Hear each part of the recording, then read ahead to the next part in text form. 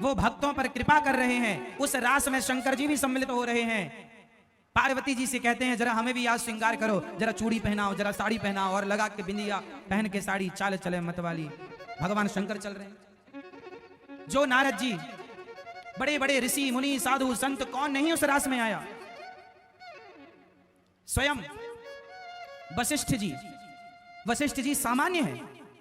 वशिष्ठ जी के पास जितना पावर ब्रह्मा जी के पास है सृष्टि उत्पन्न करने का, जितना पावर भगवान श्री हरि के पास है, भगवान राम भगवान कृष्ण के पास जितना पावर है, उतना पावर तप के बल पर श्री वशिष्ठ जी ने प्राप्त कर रखा है।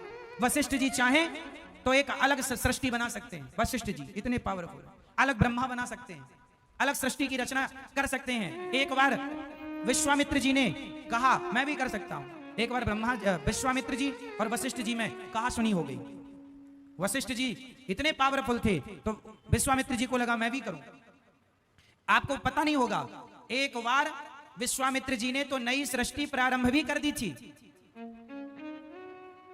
नई सृष्टि, और वो नई सृष्टि क्या है जानते हो?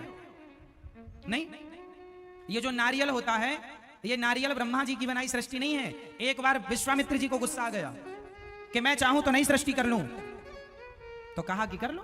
तो वो करने लग गए। तो उन्होंने, अब भाई सृष्टि के लिए आदमी लोग चाहिए, स्त्री पुरुष, तो उन्होंने पिंड बनाना शुरू किया। जिस पिंड से इंसानों का जन्म होता, तो सबसे पहले वो पिंड, जैसे चिड़िया पहले अंडा देती है, स्त्री और पुरुष के गर्भ में भी तो एक, ये समझो कि स्त्री का रज पुरुष का तेज जाकर मिलता है तो एक कलल बनता है।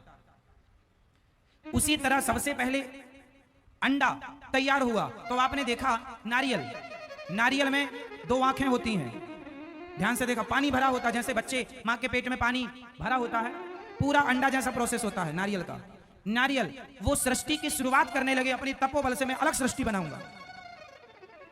ऐसे फिर उन्हें समझाए, भैया अलग ना चलो, विश्वामित्र जी को समझाए। इसलिए नारियल तोड़ने की परंपरा बनी कि नारियल भी एक जीव है, जैसे हम हैं ऐसे ही लगभग नारियल। इसलिए हमारे यहाँ पशुओं की बलि ना चढ़ा करके विश्वामित्र जी की सृष्टि के जो लोग थे, जो शुरुआत थी बाद में की नहीं गई, उस नारियल को तोड़ करके कहा गया कि हमारी तो यही बलि मान लो प्रभु, यदि आपको बलि चाहिए तो नारियल की बलि। इसलिए हमारे यहाँ बकरे की बलि नहीं चढ़ाई जाती, नारियल की बलि चढ़ाई जाती है, क्योंकि उस सृष्टि को मान्यता नहीं मिली गई। फालतू जाता तो उपयोग करो, चलो यही करो। तो वो भी इंसान की शुरुआत थी नारियल, वो ब्रह्मा जी की सृष्टि में नहीं आता नारियल। नारियल को प्रकट करने वाले विश्वामित्र जी हैं। विश्वामित्र जी तो कम पावरफुल हैं, वशिष्ठ जी तो इतने पावरफुल हैं जस की तस ये सृष्टि को मिटा के फिर बना सकते हैं। वशिष्ठ जी राम जी के गुरु, वशिष्ठ जी आज भी वशिष्ठ जी हैं। कश्यपोत्री वशिष्ठस्य विश्वामित्रोथ गौतमा जमदग्निर भरद्वाज, ये 7 सप्तर्षि होते हैं। सुना आप लोगों ने सुना? सप्तऋषि पुच्छल तारा देखा होगा, सप्तऋषियों को आकाश में देखा होगा, एक साथ रहते हैं, वो सप्तऋषि होते हैं। कौन कौन है उनमें? कश्यपोत्री अत्रि कश्यपत्री कश्यपोत्री वशिष्ठ कश्यपोत्री वशिष्ठस्य विश्वामित्र भी उसमें है। कश्यपोत्री अत्रि अनसुईया मां के पति, कश्यपोत्री वशिष्ठस्य विश्वामित्रोथ गौतम ऋषि अहिल्या के पति, कश्यपोत्री वशिष्ठस्य विश्वामित्रोथ गौतमा कश्यपोत्री वशिष्ठस्य विश्वामित्रोथ गौतमा जमदग्निर भरद्वाज। जमदग्नि मतलब परशुराम जी के पिता, जमदग्निर भरद्वाज जी। भरद्वाज जी का नाम सुना होगा, रामचरितमानस में भरद्वाज जी का उल्लेख। राम जी उनके आश्रम भी गए थे, श्री भरद्वाज जी के। भरद्वाज मुनि बसाई प्रयागराज में रहते थे। ये सप्त ऋषि हैं जो इतने पावरफुल हैं, सातों के अलग सृष्टि कर सकते हैं। ये सारे ऋषि, इन सब के ऊपर होते हैं भगवान शंकर, इंद्र के, देवताओं के राजा इंद्र के ऊपर इंद्र हाथ जोड़े खड़े रहते हैं भगवान शंकर के आगे। सबसे पावरफुल हैं सृष्टि में ऋषियों से देवता जो है ना, देवता पावरफुल नहीं होते। ये ऋषि लोग चाहें तो देवताओं को जहां चाहे, इंद्र को श्राप दे दिया था गौतम ऋषि ने, जा तेरे पूरे शरीर में योनि हो जाए। अहिल्या का जब चरित्र बिगाड़ने गए, 1000 योनि छिद्र हो गए थे पूरे शरीर में, मुंह दिखाया नहीं गया इंद्र से कहीं। बाद में फिर आंख के रूप में परिणित हो गई।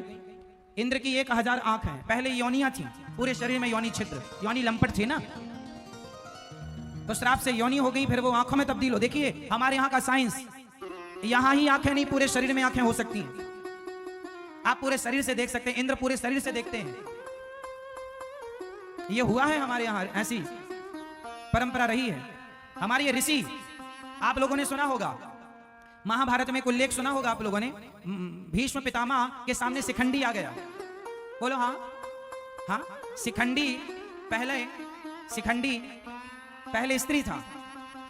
शिखंडी का जब जन्म हुआ तो स्त्री था, पर हमारे देश में ऐसे ऐसे संत थे कि हमारे ऋषियों ने, शिखंडी के पिता ने कहा कि महाराज हमें लड़की की जरूरत नहीं है, राज्य चलाने को लड़का चाहिए, लड़का चाहिए। तो शिखंडी को लड़की से लड़का बनाया गया था 5,500 साल पहले।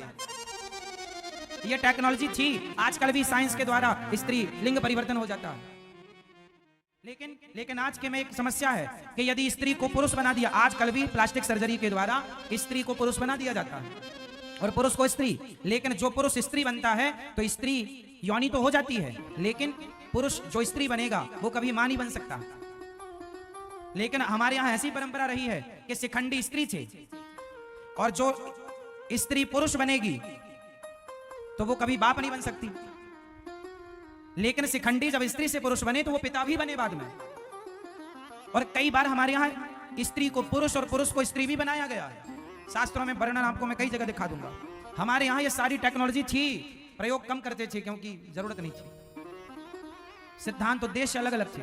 तो वो ऐसे ऐसे ऋषि मुनि जो सृष्टि बना सकते हैं, अलग सृष्टि कर सकते हैं स्त्री को। शिखंडी इसका उदाहरण है। महाभारत में कथा है इस बात की कि शिखंडी पहले स्त्री थे, बाद में पुरुष हो गए, इसलिए भीष्म पितामह ने उन पर बाण नहीं चलाया। बाद में पुरुष हुए तो क्या हुआ, जन्म से तो स्त्री है। तो मतलब स्त्री से पुरुष बनाने की क्या प्रोसेस भारत में हम हिंदुओं के पास पहले से ये तकनीक थी। वो भगवान जो ऋषि देवता जिनके सामने हाथ जोड़े खड़े होते हैं वो भगवान शंकर, और वो भगवान शंकर मैया यशोदा से कहते अरे मैया तेरे लाला को एक बार दर्शन करना हो, एक बार दर्शन कराए थे। वो भगवान हैं। आप बड़े भाग्यशाली हैं कि उन भगवान की कथा सुन रहे हैं जिन भगवान के दर्शन के लिए शंकर जी भी खड़े रहते हैं द्वार पर। मैया एक बार दर्शन कराए।